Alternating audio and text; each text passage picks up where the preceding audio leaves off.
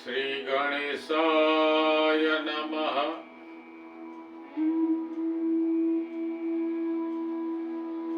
पुराण पुरुषोत्तमाय नमो नमः।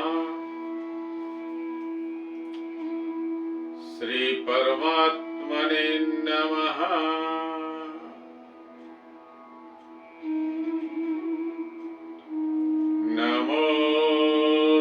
नमोस्तवनन्ताय सहस्रमूर्त्यै सहस्रपादास्य शिरोर्बाहवे सहस्रनाम्नै पुरुषाय शाश्वते सहस्रकोटियुगधारिणे नमः। असितगिरीशवं श्यातकजलं सिन्धुपात्रे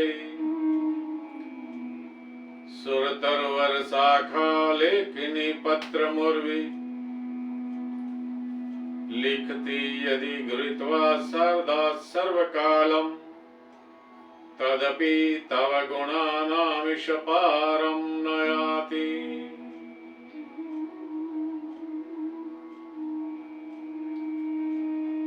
त्वमेव माता च पिता त्वमेव त्वमेव बन्धुश्च सखा त्वमेव त्वमेव विद्या द्रविणं त्वमेव त्वमेव सर्वं मम देव देव। कायेन वाचा मनसेन्द्रियैर्वा बुद्ध्यात्मना वा प्रकृते स्वभावात् करोमि यद् सकलं परस्मै श्री नारायणायेति समर्पयामि।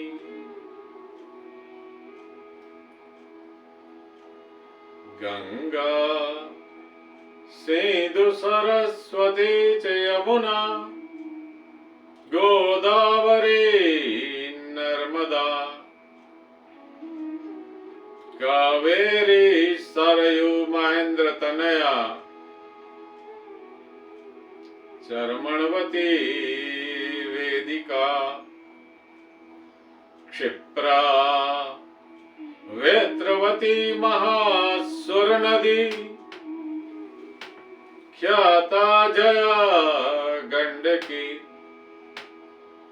पूर्णां पूर्ण जले समुद्र सहितां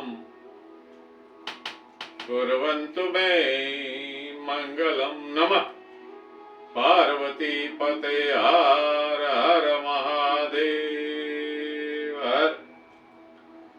श्री रामचंद्र भगवान की जय।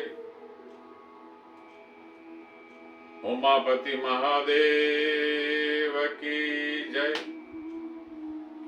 श्री कृष्ण कन्हैया लाल की जय। श्री हनुमंत लाल की जय। ગઈકાલે આપણે જોયું કે માતા પૃથ્વી અસુરોના ભારથી અસહ્ય પીડા પામી છે। ભગવાન વિષ્ણુ પાસે ગઈ છે અને ભગવાન વિષ્ણુએ દશરથ રાજાને ત્યાં રામ રૂપે જન્મ લીધો। માતા કૌશલ્યાને ચતુર્ભુજ રૂપ બતાવ્યું છે। માતા ગદગદ થઈ ગયા છે, આનંદ વિભોર થઈ ગયા છે। માતાએ અનેક પ્રકારની સ્તુતિ કરી છે ભગવાનની। પછી માતાએ એને સામાન્ય બાળક થવાનું કહ્યું એટલે ભગવાને સામાન્ય રૂપ લીધું। ત્યારે ભગવાને માતાને અગાઉના જન્મોની બધી વાતો કહી। ભગવાન રામચંદ્રજીએ કૌશલ્યા માતાને કહ્યું કે પહેલા તમે શત્રુપા હતા અને મારા પિતા શ્રી દશરથ રાજા ત્યારે મનુ રૂપે હતા। ત્યારે તમે મારા અર્થે તપ કર્યો હતો। એટલે મેં આપને વચન આપ્યું હતું કે હું આપને ઘરે પુત્ર રૂપે પ્રગટ થઈશ, તો આજે મેં એ વચન નિભાવ્યું છે. તો આ રીતે ભગવાન રામચંદ્રજીનો જન્મ થયો છે. જ્યારે ભગવાનનો જન્મ થયો છે ત્યારે ભગવાન બ્રહ્માજી, શિવજી તથા અન્ય દેવતાઓ ગદગદ બની ગયા છે, આનંદ વિભોર થઈ ગયા છે, પુષ્પ વૃષ્ટિ કરી છે.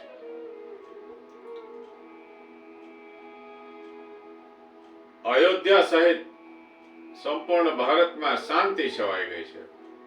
બપોરનો સમય છે, દરેક પ્રાણીઓ શાંતિનો અનુભવ કરે છે, આનંદનો અનુભવ કરે છે. મોર જેવા પક્ષીઓ ટહુકવા લાગે છે. મોર અને બપૈયા ટહુકાર કરે છે.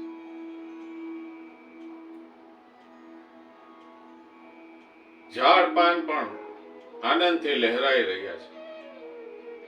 પશુ પક્ષી પ્રાણી, નદીઓ, પહાડો બધા આનંદ વિભોર બની ગયા છે. આજે પરાત્પર બ્રહ્મ, જગત પિતા ભગવાન વિષ્ણુ રામ રૂપે પધાર્યા છે. એ પછી થોડા દિવસોમાં કૈકેયીને ત્યાં ભરતજીનો જન્મ થાય છે અને સુમિત્રાને કુખે લક્ષ્મણ અને શત્રુઘ્નનો જન્મ થાય છે. ભરતજી પણ ભગવાન શ્રી રામની જેમ શ્યામ સુંદર છે અને લક્ષ્મણ અને શત્રુઘ્નજી ગૌર વર્ણના છે. અયોધ્યામાં ચારે બાજુ આનંદ આનંદ છવાઈ ગયો.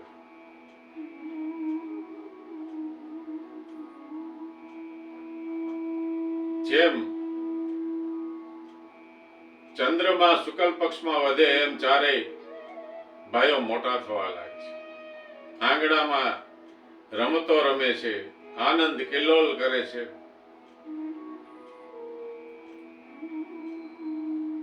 લક્ષ્મણને શ્રી રામચંદ્રજી સાથે વધારે ભળે છે અને શત્રુઘ્નને ભરતજી સાથે વધારે ભળે છે. આમ શ્યામ અને ગૌર વર્ણની બે જોડી થઈ ગઈ છે. રામજી શ્યામ સુંદર છે તો લક્ષ્મણજી ગોરા છે.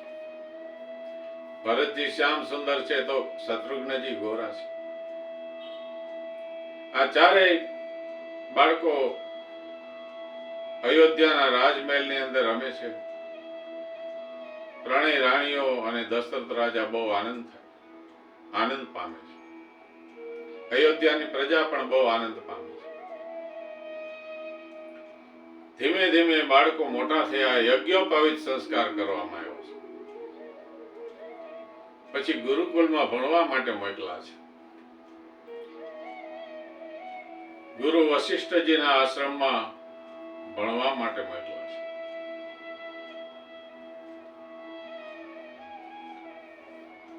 બરાબર આ જ સમયમાં મિથિલા નગરીમાં એક પછી એક દુષ્કાળ પડે છે. જનક રાજાના રાજ્યમાં કેટલાય દુષ્કાળ પડે છે. 7 દુષ્કાળ પડે છે. આથી જનક રાજા કોઈ બ્રાહ્મણ પાસે જ્યોતિષ જોવડાવે છે. હે ભૂદેવ, મારા રાજ્યમાં વરસાદ કેમ નથી થતો? કયા ઉપાયથી વરસાદ થાય? આપ મને જણાવો.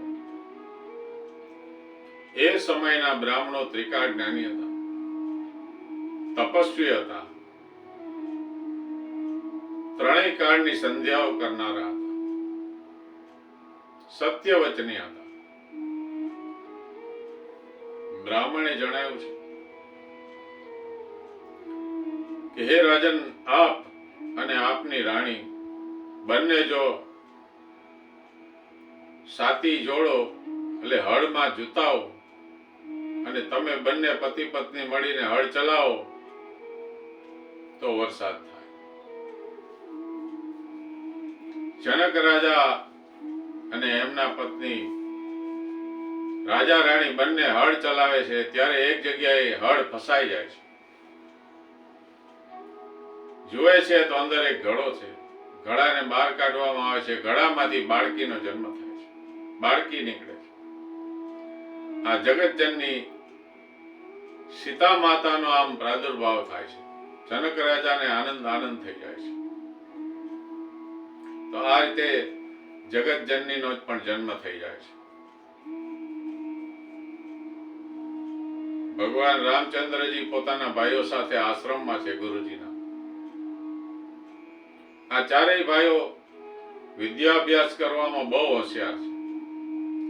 એક જ વખત ગુરુજી જે ભણાવે તે એક જ વખતમાં તે યાદ કરી લે છે.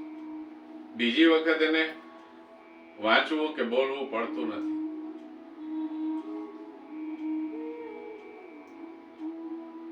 જગતમાં વશિષ્ઠજી જેવા ગુરુ હજી થયા નથી. એ ભગવાન રામચંદ્રજીને 4 વેદ, 6 શાસ્ત્ર, 18 પુરાણ, 27 ઉપનિષદ આવું બધું સંપૂર્ણ જ્ઞાન આપે છે. ખાસ કરીને દર્શન શાસ્ત્રનું જ્ઞાન આપે છે. યોગ વિદ્યા. હે રામ, સાંભળો, જે પ્રાણીની અંદર કરોડરજ્જુ હોય એ દરેક પ્રાણીની અંદર 6 ચક્ર રહેલા. મૂલાધાર, એ પછી સ્વાધિષ્ઠાન, પછી મણિપુર,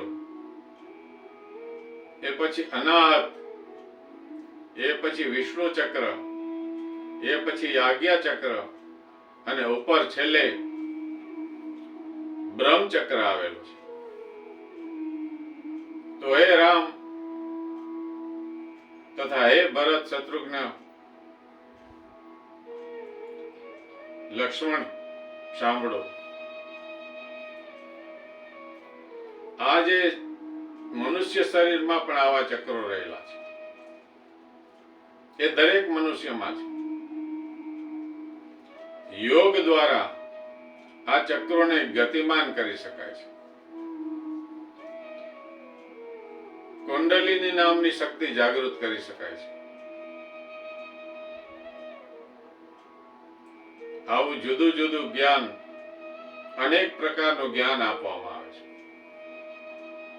ભગવાન રામચંદ્રજી, લક્ષ્મણજી, ભરતજી અને શત્રુઘ્નજી, આ ચારેય ભાઈઓ ગુરુજી કહે છે એ જ્ઞાન તરત જ ગ્રહણ કરી લે છે. ચારેય ભાઈઓનો વિદ્યાભ્યાસ પૂરો થાય છે અને રાજમહેલમાં પાછા પધારે છે. ગુરુ વશિષ્ઠજી કહે છે દશરથ રાજાને કે આ ચારેય પુત્રો આપના બહુ જ હોશિયાર છે, બહુ જ તેજસ્વી છે. મેં જે કંઈ ભણાવ્યું છે એ બધું આ ચારેય ભાઈઓ ચરિતાર્થ કરી બતાવ્યું છે. રાજા રાણીને બહુ આનંદ થાય છે. ત્યારે એક સમયના વિશે મહર્ષિ વિશ્વામિત્ર વિચાર કરે છે કે મારા યજ્ઞોની અંદર વિઘ્ન બહુ આવે છે. હવે તો પ્રભુ પણ પધારી ગયા છે પૃથ્વી ઉપર, તો હું હવે અયોધ્યા જઈ અને રામ અને લક્ષ્મણને લઈ આવું. હું એના ચરણ કમળના દર્શન કરી લઉં પ્રભુના, અને મારા યજ્ઞના વિઘ્નો દૂર થાય એ માટે હું રાજાને વિનંતી કરું કે રામ અને લક્ષ્મણ મારા પાસે મારી સાથે આવે અને મારા યજ્ઞનું રક્ષણ કરે. આ હેતુથી ઋષિ વિશ્વામિત્ર પધારે અયોધ્યામાં. નમઃ પાર્વતી પતિ હર હર મહાદેવ.